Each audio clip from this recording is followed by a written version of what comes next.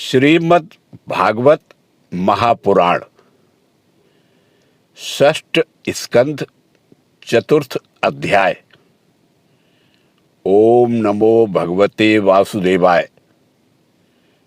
दक्ष के द्वारा भगवान की स्तुति और भगवान का प्रादुर्भाव।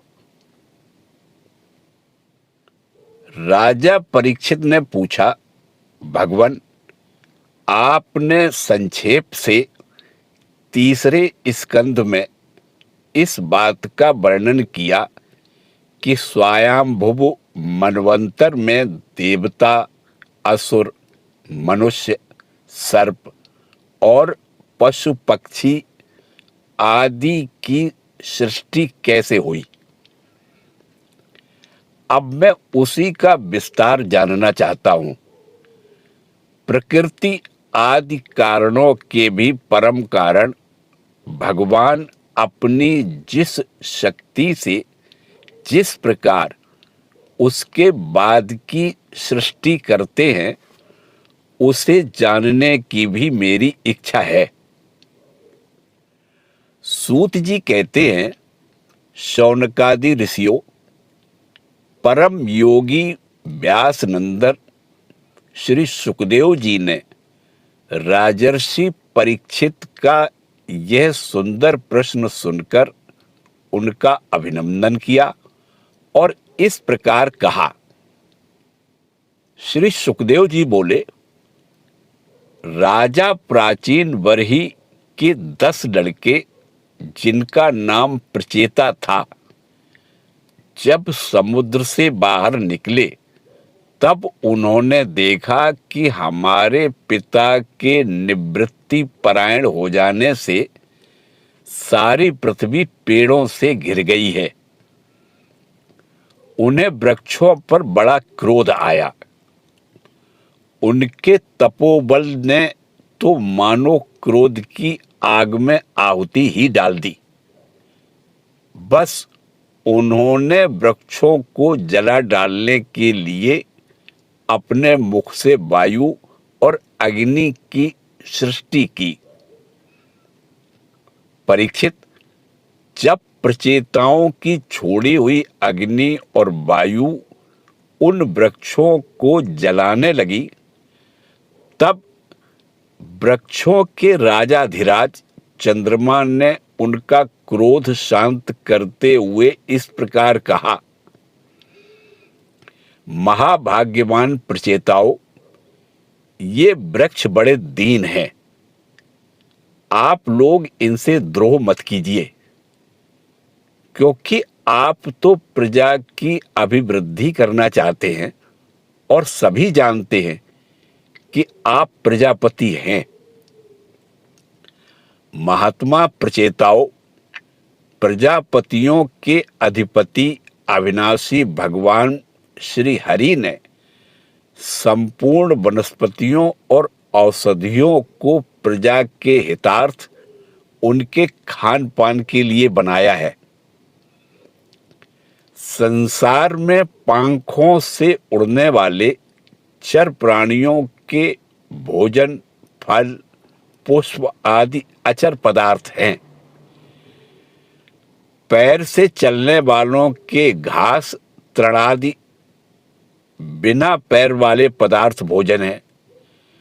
हाथ वालों के वृक्ष, लता आदि बिना हाथ वाले, और 2 पैर वाले मनुष्यादि के लिए धान, गेहूं आदि अन्न भोजन हैं। 4 पैर वाले बैल, ऊंट आदि खेती प्रवृत्ति के द्वारा अन्न की उत्पत्ति में सहायक हैं। निष्पाप प्रचेताओं, आपके पिता देवादिदेव भगवान ने आप लोगों को यह आदेश दिया है कि प्रजा की सृष्टि करो। ऐसी स्थिति में आप वृक्षों को जला डालें, यह कैसे उचित हो सकता है। आप लोग अपना क्रोध शांत करें और अपने पिता, पितामह प्रपितामह आदि के द्वारा सेवित सत्पुरुषों के मार्ग का अनुसरण करें। जैसे माँ बाप बालकों की, पलके नेत्रों की, पति पत्नी की, गृहस्थ भिक्षुकों की और ज्ञानी अज्ञानियों की रक्षा करते हैं और उनका हित चाहते हैं, वैसे ही प्रजा की रक्षा और हित का उत्तरदायी राजा होता है। प्रचेताओं, समस्त प्राणियों के हृदय में सर्वशक्तिमान भगवान आत्मा के रूप में विराजमान है। इसलिए आप लोग सभी को भगवान का निवास स्थान समझें। यदि आप ऐसा करेंगे तो भगवान को प्रसन्न कर लेंगे। जो पुरुष हृदय के उबलते हुए भयंकर क्रोध को आत्म विचार के द्वारा शरीर में ही शांत कर लेता है, बाहर नहीं निकलने देता, वह काल क्रम से तीनों गुणों पर विजय प्राप्त कर लेता है। प्रचेताओं, इन दीनहीन वृक्षों को और न जलाइए। जो कुछ बच रहे हैं उनकी रक्षा कीजिए, इससे आपका भी कल्याण होगा। इस श्रेष्ठ कन्या का पालन इन वृक्षों ने ही किया है। इसे आप लोग पत्नी के रूप में स्वीकार कीजिए। परीक्षित, वनस्पतियों के राजा चंद्रमा ने प्रचेताओं को इस प्रकार समझा बुझाकर उन्हें प्रमलोचा अप्सरा की सुंदरी कन्या दे दी और वे वहां से चल दिए। प्रचेताओं ने धर्मानुसार उसका पाणी ग्रहण किया। उन्हीं प्रचेताओं के द्वारा उस कन्या के गर्भ से प्राचेतस दक्ष की उत्पत्ति हुई। फिर दक्ष की प्रजा सृष्टि से तीनों लोक भर गए। इनका अपनी पुत्रियों पर बड़ा प्रेम था। इन्होंने जिस प्रकार अपने संकल्प और वीर से विविध प्राणियों की सृष्टि की, वह मैं सुनाता हूं, तुम सावधान होकर सुनो। परीक्षित, पहले प्रजापति दक्ष ने जल, थल और आकाश में रहने वाले देवता, असुर और मनुष्य आदि प्रजा की सृष्टि अपने संकल्प से ही की। जब उन्होंने देखा कि वह सृष्टि बढ़ नहीं रही है, तब उन्होंने विंध्याचल के निकटवर्ती पर्वतों पर जाकर बड़ी घोर तपस्या की। वहां एक अत्यंत श्रेष्ठ तीर्थ है, उसका नाम है अघमर्षण। वह सारे पापों को धो बहाता है। प्रजापति दक्ष उस तीर्थ में त्रिकाल स्नान करते और तपस्या के द्वारा भगवान की आराधना करते। प्रजापति दक्ष ने इंद्रियातीत भगवान की हंस गुही नामक स्तोत्र से स्तुति की थी। उसी से भगवान उन पर प्रसन्न हुए थे। मैं तुम्हें वह स्तुति सुनाता हूं। दक्ष प्रजापति ने इस प्रकार स्तुति की, भगवान, आपकी अनुभूति, आपकी चित्त शक्ति अमोघ है। आप जीव और प्रकृति से परे उनके नियंता और उन्हें सत्ता स्फूर्ति देने वाले हैं।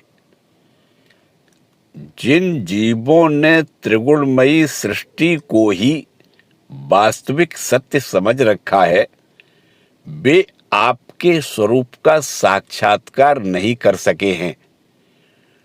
क्योंकि आप तक किसी भी प्रमाण की पहुंच नहीं है। आपकी कोई अवधि, कोई सीमा नहीं है। आप स्वयं प्रकाश और परात्पर हैं। मैं आपको नमस्कार करता हूं। यूं तो जीव और ईश्वर एक दूसरे के सखा हैं तथा इसी शरीर में इकट्ठे ही निवास करते हैं, परंतु जीव सर्वशक्तिमान आपके सख्य भाव को नहीं जानता। ठीक वैसे ही जैसे रूप, रस, गंध आदि विषय अपने प्रकाशित करने वाली नेत्र, घ्राण आदि इंद्रिय वृत्तियों को नहीं जानते, क्योंकि आप जीव और जगत के दृष्टा है, दृश्य नहीं। महेश्वर, मैं आपके श्री चरणों में नमस्कार करता हूं। देह, प्राण, इंद्रिय, अंतःकरण की वृत्तियां, पंच महाभूत और उनकी तन्मात्राएं, ये सब जड़ होने के कारण अपने को और अपने से अतिरिक्त को भी नहीं जानते, परंतु जीव इन सबको और इनके कारण सत्व, रज और तम, इन तीन गुणों को भी जानता है, परंतु वह भी दृश्य अथवा ज्ञेय रूप से आपको नहीं जान सकता, क्योंकि आप ही सबके ज्ञाता और अनंत हैं। इसलिए प्रभो, मैं तो केवल आपकी स्तुति करता हूं। जब समाधि काल में प्रमाण, विकल्प और विपर्य रूप विविध ज्ञान और स्मरण शक्ति का लोप हो जाने से इस नाम रूपात्मक जगत का निरूपण करने वाला मन उपरत हो जाता है, उस समय बिना मन के भी केवल सच्चिदानंदमयी अपनी स्वरूप स्थिति के द्वारा आप प्रकाशित होते रहते हैं। प्रभो, आप शुद्ध हैं और शुद्ध हृदय मंदिर ही आपका निवास स्थान है। आपको मेरा नमस्कार है। जैसे याज्ञिक लोग काष्ठ में छिपे हुए अग्नि को सामिधेनी नाम के 15 मंत्रों के द्वारा प्रकट करते हैं, वैसे ही ज्ञानी पुरुष अपनी 27 शक्तियों के भीतर गूढ़ भाव से छिपे हुए आपको अपनी शुद्ध बुद्धि के द्वारा हृदय में ही ढूंढ निकालते हैं। जगत में जितनी भिन्नताएं देख पड़ती हैं, वे सब माया की ही हैं। माया का निषेध कर देने पर केवल परम सुख के साक्षात्कार स्वरूप आप ही अवशेष रहते हैं, परंतु जब विचार करने लगते हैं तब आपके स्वरूप में माया की उपलब्धि निर्वचन नहीं हो सकता, अर्थात माया भी आप ही हैं। अतः सारे नाम और सारे रूप आपके ही हैं। प्रभो, आप मुझ पर प्रसन्न होइए, मुझे आत्म प्रसाद से पूर्ण कर दीजिए। प्रभो, जो कुछ वाणी से कहा जाता है अथवा जो कुछ मन, बुद्धि और इंद्रियों से ग्रहण किया जाता है, वह आपका स्वरूप नहीं है, क्योंकि वह तो गुण रूप है और आप गुणों की उत्पत्ति और प्रलय के अधिष्ठान हैं। आप में केवल उनकी प्रतीति मात्र है। भगवान, आप में ही यह सारा जगत स्थित है, आपसे ही निकला है और आपने और किसी के सहारे नहीं, अपने आप से ही इसका निर्माण किया है। यह आपका ही है और आपके लिए ही है। इसके रूप में बनने वाले भी आप हैं और बनाने वाले भी आप ही हैं। बनने बनाने की विधि भी आप ही हैं। आप ही सबसे काम लेने वाले भी हैं। जब कार्य और कारण का भेद नहीं था, तब भी आप स्वयं सिद्ध स्वरूप में स्थित थे। इसी से आप सबके कारण भी हैं। सच्ची बात तो यह है कि आप जीव जगत के भेद और स्वगत भेद से सर्वथा रहित एक अद्वितीय हैं। आप स्वयं ब्रह्म हैं। आप मुझ पर प्रसन्न हो। प्रभो, आपकी ही शक्तियां वादी प्रतिवादियों के विवाद और संवाद का विषय होती हैं और उन्हें बार बार मोह में डाल दिया करती हैं। आप अनंत अपराकृत कल्याण गुण गणों से युक्त एवं स्वयं अनंत हैं। मैं आपको नमस्कार करता हूं। भगवान, उपासक लोग कहते हैं कि हमारे प्रभु हस्त पादादि से युक्त साकार विग्रह हैं और सांख्यवादी कहते हैं कि भगवान हस्त पादादि विग्रह से रहित निराकार हैं।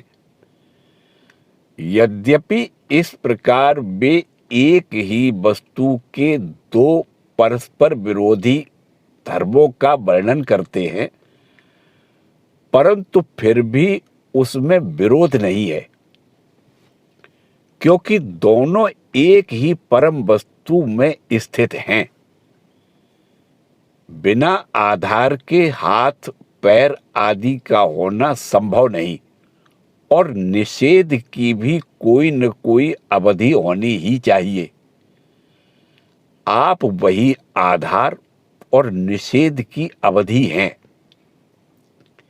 इसलिए आप साकार निराकार दोनों से ही अविरुद्ध सम परब्रह्म हैं। प्रभु, आप अनंत हैं। आपका न तो कोई प्राकृत नाम है और न कोई प्राकृत रूप। फिर भी जो आपके चरण कमलों का भजन करते हैं, उन पर अनुग्रह करने के लिए आप अनेक रूपों में प्रकट होकर अनेकों लीलाएं करते हैं तथा उन रूपों एवं लीलाओं के अनुसार अनेकों नाम धारण कर लेते हैं। परमात्मन, आप मुझ पर कृपा प्रसाद कीजिए। लोगों की उपासनाएं प्रायः साधारण कोटि की होती हैं, अतः आप सबके हृदय में रहकर उनकी भावना के अनुसार भिन्न भिन्न देवताओं के रूप में प्रतीत होते रहते हैं। ठीक वैसे ही जैसे हवा गंध का आश्रय लेकर सुगंधित प्रतीत होती है, परंतु वास्तव में सुगंधित नहीं होती है, ऐसे सबकी भावनाओं का अनुसरण करने वाले प्रभु मेरी अभिलाषा पूर्ण करें।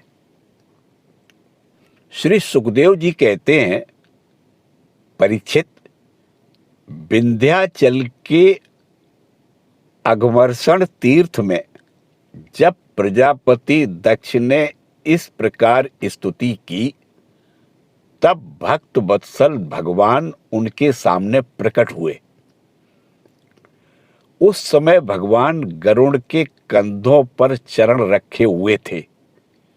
विशाल एवं हृष्टपुष्ट 8 भुजाएं थी। उनमें चक्र, शंख, तलवार, ढाल, बाण, धनुष, पास और गदा धारण किए हुए थे। वर्षाकालीन मेघ के समान श्यामल शरीर पर पीतांबर फहरा रहा था। मुखमंडल प्रफुल्लित था। नेत्रों में प्रसाद की वर्षा हो रही थी। घुटनों तक वनमाला लटक रही थी। वक्ष स्थल पर सुनहरी रेखा, श्रीवत्स चिन्ह और गले में कौस्तुभ मणि जगमगा रही थी। बहुमूल्य किरीट, कंकन, मकराकृत कुंडल, करधनी, अंगूठी, कड़े, नूपुर और बाजूबंद अपने अपने स्थान पर सुशोभित थे। त्रिभुवनपति भगवान ने त्रैलोक के विमोहन रूप धारण कर रखा था। नारद, नंद, सुनंद आदि पार्षद उनके चारों ओर खड़े थे। इंद्र आदि देवेश्वर गण स्तुति कर रहे थे तथा सिद्ध, गंधर्व और चारण भगवान के गुणों का गान कर रहे थे। यह अत्यंत आश्चर्यमय और अलौकिक रूप देखकर दक्ष प्रजापति कुछ सहम गए। प्रजापति दक्ष ने आनंद से भरकर भगवान के चरणों में साष्टांग प्रणाम किया। जैसे झरनों के जल से नदियां भर जाती हैं, वैसे ही परमानंद के उद्रेक से उनकी एक एक इंद्रिय भर गई और आनंद परवश हो जाने के कारण वे कुछ भी बोल नहीं सके। परीक्षित, प्रजापति दक्ष अत्यंत नम्रता से झुककर भगवान के सामने खड़े हो गए। भगवान सबके हृदय की बात जानते ही हैं। उन्होंने दक्ष प्रजापति की भक्ति और प्रजा वृद्धि की कामना देखकर उनसे यों कहा। श्री भगवान बोले, परम भाग्यवान दक्ष, अब तुम्हारी तपस्या सिद्ध हो गई, क्योंकि मुझ पर श्रद्धा करने से तुम्हारे हृदय में मेरे प्रति परम प्रेम भाव का उदय हो गया है। प्रजापति, तुमने इस विश्व की वृद्धि के लिए तपस्या की है, इसलिए मैं तुम पर प्रसन्न हूं, क्योंकि यह मेरी ही इच्छा है कि जगत के समस्त प्राणी अभिवृद्ध और समृद्ध हों। ब्रह्मा, शंकर, तुम्हारे जैसे प्रजापति, स्वयंभुव आदि मनु तथा इंद्र आदि देवेश्वर, ये सब मेरी विभूतियां हैं और सभी प्राणियों की अभिवृद्धि करने वाले हैं। ब्रह्मन, तपस्या मेरा हृदय है, विद्या शरीर है, कर्म आकृति है, यज्ञ अंग है, धर्म मन है और देवता प्राण हैं। जब यह सृष्टि नहीं थी, तब केवल मैं ही था, और वह भी निष्क्रिय रूप में। बाहर भीतर कहीं भी और कुछ भी नहीं था। न तो कोई दृष्टा था और न दृश्य। मैं केवल ज्ञान स्वरूप और अव्यक्त था, ऐसा समझ लो। मानो सब और सुसुप्ति ही सुसुप्ति छा रही हो। प्रिय दक्ष, मैं अनंत गुणों का आधार एवं स्वयं अनंत हूं। जब गुणमयी माया के क्षोभ से यह ब्रह्मांड शरीर प्रकट हुआ, तब इसमें अयोनिज आदि पुरुष ब्रह्मा उत्पन्न हुए। जब मैंने उनमें शक्ति और चेतना का संचार किया, तब देव शिरोमणि ब्रह्मा सृष्टि करने के लिए उद्यत हुए, परंतु उन्होंने अपने को सृष्टि कार्य में असमर्थ सा पाया। उस समय मैंने उन्हें आज्ञा दी कि तप करो। जब उन्होंने घोर तपस्या की और उस तपस्या के प्रभाव से पहले पहल तुम 9 प्रजापतियों की सृष्टि की। प्रिय दक्ष, देखो, यह पंचजन प्रजापति की कन्या असिक्री है। इसे तुम अपनी पत्नी के रूप में ग्रहण करो। अब तुम गृहस्थोचित स्त्री सहवास रूप धर्म को स्वीकार करो। यह असिक्री भी उसी धर्म को स्वीकार करेगी। तब तुम इसके द्वारा बहुत सी प्रजा उत्पन्न कर सकोगे। प्रजापते, अब तक तो मानसी सृष्टि होती थी, परंतु अब तुम्हारे बाद सारी प्रजा मेरी माया से स्त्री पुरुष के संयोग से ही उत्पन्न होगी तथा मेरी सेवा में तत्पर रहेगी। श्री सुखदेव जी कहते हैं, विश्व के जीवनदाता भगवान श्री हरि यह कहकर दक्ष के सामने ही इस प्रकार अंतर्धान हो गए, जैसे स्वप्न में देखी हुई वस्तु स्वप्न टूटते ही लुप्त हो जाती है। ओम नमो भगवते वासुदेवाय।